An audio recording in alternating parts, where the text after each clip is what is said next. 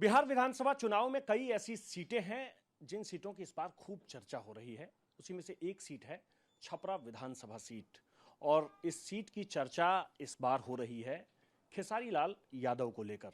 भोजपुरी के सिंगर, उनके चाहने वाले उन्हें सुपरस्टार भी कहते हैं, और अब वो नेता भी बन गए हैं, चुनाव लड़ रहे हैं। खेसारी जी, बहुत बहुत स्वागत आपका। TV9 भारत को देखने वाले जितने भी श्रोता हैं सबको दिल से प्रणाम। और बस हम यही कहेंगे कि ये जहाँ भी आए आप इसको सब्सक्राइब करिए, क्योंकि बेहतर बेहतर चीज़ें आपको देखने को और सुनने को मिलेगी। इस बार बहुत आसानी से आपको टिकट मिल गई, बहुत ज़्यादा भाग दौड़ नहीं करनी पड़ी। आप सुपरस्टार हैं, आपको देखने के लिए भीड़ उमड़ रही है। क्या लग रहा है, चुनाव भी इतनी आसानी से आपके पक्ष में ही रहेगा? देखिए, दुनिया में अगर आपके पास मेहनत है ना तो आसान हर चीज़ हो जाता है। मेहनत करने वालों के लिए मुश्किल कुछ भी नहीं है। मैं अगर आसानी से चाहूँ तो मुझे राज्यसभा भी मिल सकता था। मैं आसानी से कुछ भी, क्योंकि मैंने पहले मेहनत कर ली है, तो अब मेरे लिए वो सारी चीज़ें आसान हो जाती है। बट ठीक है, अभी लड़ना पड़ेगा मुझे। और जहाँ लड़ाई नहीं, जिसमें प्रॉब्लम नहीं, जिस ज़िंदगी में दर्द नहीं ना, उस ज़िंदगी का कोई मतलब नहीं होता है। और इस दुनिया में कोई भी चीज़ आसान नहीं होती, और आसान भी चीज़ों को मैं मुश्किल बना के ही करता हूँ ताकि मुझे उसकी अहमियत समझ में आए।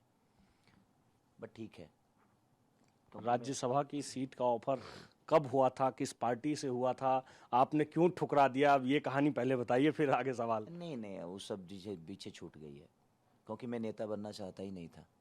मैं शुरू से ये चुनाव के विरोध में था, या मैं नेता नगरी से, मैं सच पूछे तो पॉलिटिकल कभी बनना चाहता ही नहीं था, और ना ही मैं पॉलिटिकल जीवन में कभी बन पाऊंगा, क्योंकि मैं दिमाग से कुछ सोचता ही नहीं। मेरे जीवन में जो भी चीज़ें सोचता हूँ मैं दिल से सोचता हूँ, और दिल से सोचने वाले लोग ऐसे जगह पे नहीं रह सकते। तो एक बार देखता हूँ यार, शायद दिल से सोचकर मैं दुनिया के लिए कुछ बेहतर कर लूँ, क्योंकि मैंने दिल से सोच के अपने लिए तो बेहतर की है। मैं कुछ नहीं था, ना मेरे पास शक्ल थी, ना मेरे पास आवाज़ थी, ना गायकी थी, ना मेरे पास घर था, ना शिक्षा था, ना कोई अफरोज थी। और मैं अपने जीवन में मेहनत कर कर के लोगों का प्यार और आशीर्वाद लेके शायद मैंने जीवन में सब कुछ पा लिया। अब हर वो चीज़ मेरी अच्छी लगती है लोगों को। तो ये नेता बनने की कहानी कहाँ से शुरू हुई? आप जब खुद ही नहीं चाह रहे थे नेता बनना, तो नेता बनने की कहानी कहाँ से शुरू हुई? और उसके बाद बताइए कि इस बार चुनाव में भी चर्चा थी कि आप चुनाव नहीं लड़ेंगे, आपकी पत्नी चुनाव लड़ेंगी, फिर आप चुनावी मैदान में आ गए।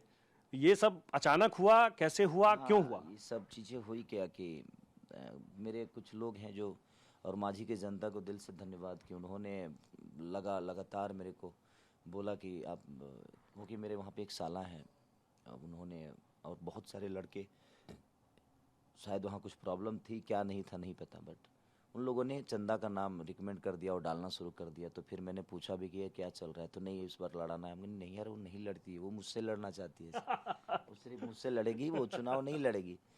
तो और ये सही भी बात है, वो भी नहीं लड़ना चाहती थी, क्योंकि बच्चे छोटे हैं मेरे अभी। बेटी 15 साल की है, बेटा 7 साल का है, तो उसमें थोड़ा सा बच्चों को पालना है, उनकी भविष्य के लिए सब कुछ देखना है, तो वो भी सही है अपनी जगह पे। तो मैं लगातार तो पहले मनाना शुरू किया कि मान जा यार। और भैया से भी बात हुई तो भैया बोले कि हाँ हाँ कोई बात नहीं। उनको भैया कौन? तेजस्वी यादव? तेजस्वी भैया से भी जब बात हुई तो, और ये अपने अखिलेश भैया भी कई बार बोले कि अरे तुम नहीं लड़ रहे हो बाबू, तो आप नहीं लड़ रहे तो उनको बिटिया को लड़ा दो। कि नहीं भैया, मेरा जीवन ये सब पता चला, वो घर चलाने वाली महिला है, वो कंफ्यूज ना हो जाए, और वहाँ जाकर सेवा करना है। क्योंकि मैं अब, ऐसा ना है कि आप मुंबई रहो, ऐसा नहीं होने दूंगा। मुझे आपको रखना पड़ेगा वहाँ पे, या आपको काम करना पड़ेगा। तो मैं सारी चीज़ें समझाया, फिर बहुत मनाते मनाते मान गई। वो बोली कि ठीक है, जब आप कह रहे हैं तो कोई बात नहीं। बट पेपर जो उनका रेडी करना था उसमें बड़ा लेट हो गया। उनकी वोटर आईडी में नाम जोड़ना था, और वो वोटर लिस्ट में नाम ही नहीं था? हाँ, वो विषय थोड़ा प्रॉब्लम हो गया था, क्योंकि वो पहले से ही नहीं था।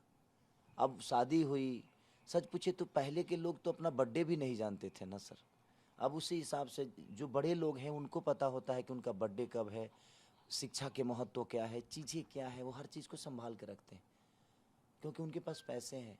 तिजोरी तो पैसे वालों के पास होती है, हमारे पास तो जेब भी नहीं थी सर कि हम अब तो पैसे पैसे रखें। हो गए हैं। मैं वही तो बोल रहा हूँ, अब हुए ना। तो तिजोरी तो पैसे वालों के पास होती थी उस समय। उस समय तो हमारे पास जेब भी नहीं थे सर। और जेब भी थे तो उसकी उस जेब का कोई मतलब नहीं था, पैसे नहीं थे जेब में।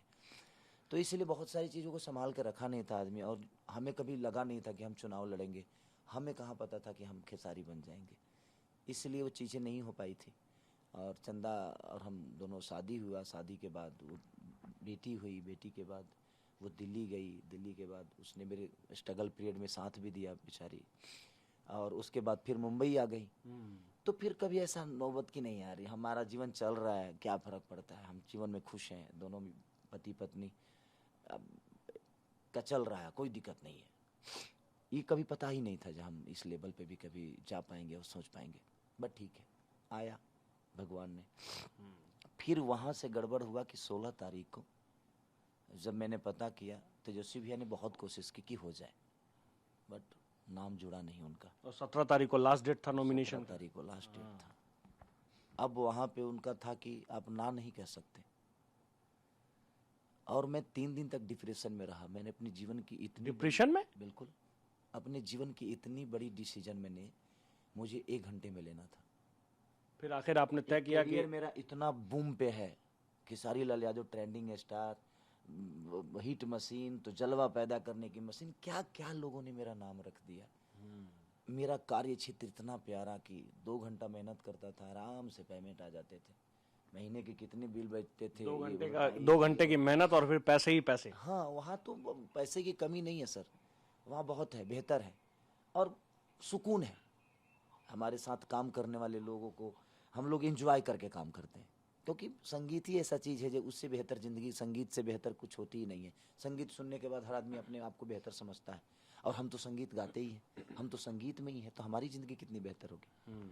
बट ठीक है, और उस 1 घंटे में मुझे डिसीजन लेना था। भैया बोले बैक नहीं हो सकते आप, फिर चाचा बोले, सबने बोला मुझे प्रेस के कि नहीं बाबू, बदनामी हो जाएगी, क्योंकि उस समय जो पवन भैया के साथ हुआ था, बीजेपी ने किया था कि टिकट लेके और छीन लिया गया था, लौटाए नहीं थे, उनसे छीन ही लिया गया। कहानी मालूम है आपको क्या हुआ था? कुछ आपके तो बड़े भाई समान है, आप बड़े भाई कहते हैं, अब आपने जिक्र किया, बताइए, थोड़ी कहानी बताइए कि क्या हुआ था पवन सिंह के साथ। बड़े भाई सम्मान वो कभी भी रहेंगे मेरे सामने, और मैं उनको हमेशा बड़ा भाई मानता भी हूँ, बट वो उनका पता है, क्योंकि वो बीजेपी से डील वो किए थे, तो उस विषय पे मैं तो इस बार भी कह रहे हैं कि हम चुनाव नहीं लड़ेंगे, पार्टी में शामिल हुए, फोटो आई, तस्वीरें आई, खूब चर्चा हुई सोशल मीडिया पर, बाद में उन्होंने खुद ही कहा कि हम इस बार भी चुनाव नहीं लड़ेंगे। नहीं, तो देखिए उनका डिसीजन है, उसमें तो मैं कभी था ही नहीं, और मैं बीजेपी के लोगों से मिलता हूं, क्योंकि मैं सबका सम्मान करता हूं, ऐसा नहीं कि नहीं मिलता हूं। व्यक्तिगत